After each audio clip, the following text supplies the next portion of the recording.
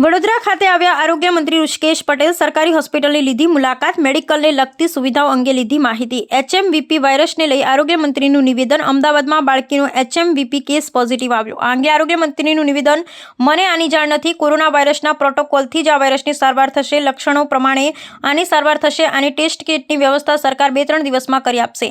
એચએમવીપી વાયરસને લઈ કેન્દ્ર અને રાજ્ય સરકાર જાગૃત છે। લોકોએ ગભરાવાની જરૂર નથી। જરૂર પડે શું કરવું અને શું ન કરવું જોઈએ તે અંગેની ગાઈડલાઈન નક્કી કરાશે। સમગ્ર દુનિયામાં જે રીતે કોવિડ ફેલાયો તે સરકારે કંટ્રોલ કર્યો અને એચએમવીપી વાયરસ પણ વધુ નુકસાન ન કરે તેની સરકારની તૈયારી। હજુ તો આપ શ્રીના આપ સૌ પત્રકાર મિત્રોની સાથે અત્યારે વાર્તાલાપ કરવા બેઠો છું। વિઝિટ હકીકતમાં ભૂતરી આપણી GMERS કોલેજની કરવાની બાકી છે, પરંતુ કેટલાક બિંદુઓ એવા છે કે હવે ભવિષ્યની અંદર અમદાવાદ મેડિસિટી ગણાય એ જ રીતે વડોદરાને મધ્ય ગુજરાત માટે પણ વિકસાવવા માટે રાજ્ય સરકારે નક્કી કર્યું છે।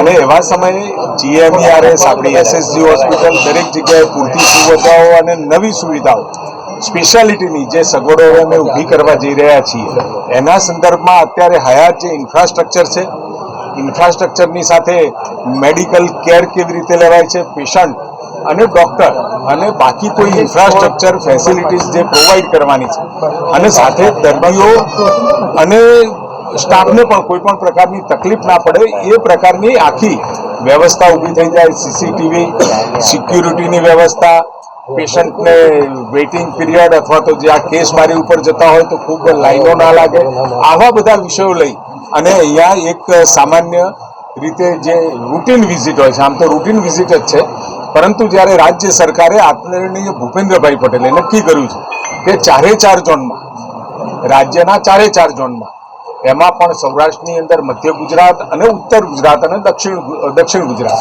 દરેક જગ્યાએ સ્પેશિયાલિટી સગવડો મળી રહે અને આવતા વર્ષોના પ્લાનિંગ સાથે દરેક વિસ્તારની અંદર કમસે કમ એક વ્યવસ્થાઓ એવી હોય કે જેથી કરી અમદાવાદ મેડિસિટી ઉપર જે ધસારો, પેશન્ટનો ધસારો થાય છે ઓછો થાય અને એને લોકલી આ બધી સગવડ મળી રહે એ માટેની આજની એચએમવીપી સરકારની તૈયારી છે, કારણ કે પહેલો કેસ ઇન્ડિયામાં આવી ચૂક્યો છે। ગુજરાતમાં ના આવે તેની માટે શું તૈયારી?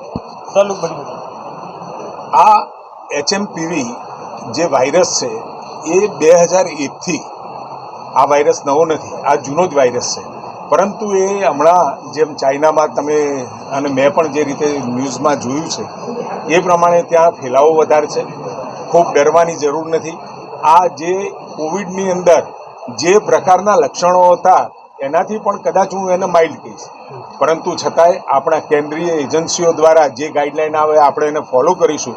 હજુ સુધી ગુજરાતમાં એક પણ કેસ નોંધાયો નથી, પરંતુ તકેદારીના પગલાં સ્વરૂપે આપણે હોસ્પિટલોની અંદર જે RT-PCRની જે સગવડ હતી ત્યાં જ એનું ટેસ્ટિંગ થાય એની વ્યવસ્થાઓ આપણે ઊભી કરીએ છીએ। આનંદીબેન પટેલને પાટીદાર આંદોલનના કારણે ઘરે જવું પડ્યું, CM પદ છોડવું પડ્યું, શું કહો છો આ નિવેદન? વ્યક્તિગત પોતપોતાના અભિપ્રાયો હોઈ શકે, પરંતુ કોઈ પણ વાતને લઈને જે ભૂતકાળ હતો અને એ ભૂતકાળને ખોદવાનો કોઈ અર્થ નથી, અને કરશનભાઈએ એમનું અંગત મંતવ્ય હોઈ શકે, પરંતુ એ પ્રકારે મને નથી લાગતું કે એવો કોઈ વિષય। અચ્છા ઋષિકેશભાઈ, એની અંદર એ પણ ચર્ચા થઈ રહ્યું છે કે જ્યારે અનામત આંદોલન શરૂ કર્યું તે વખતે સૌથી પહેલી શરૂઆત આપની ઓફિસ પર પણ તોડફોડ થઈ હતી અને આ તમામ બાબતને લઈને પણ અનેક ચર્ચાઓ થઈ રહી છે।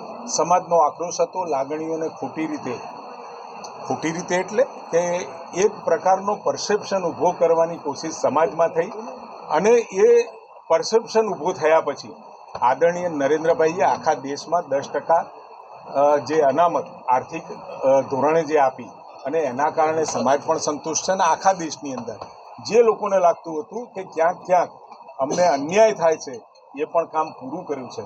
પરંતુ આ જે આખું આંદોલન હતું એ આંદોલન ક્યાંક લાગણીઓ અને જે એક પરસેપ્શન ઊભો કર્યો એના કારણે થયું।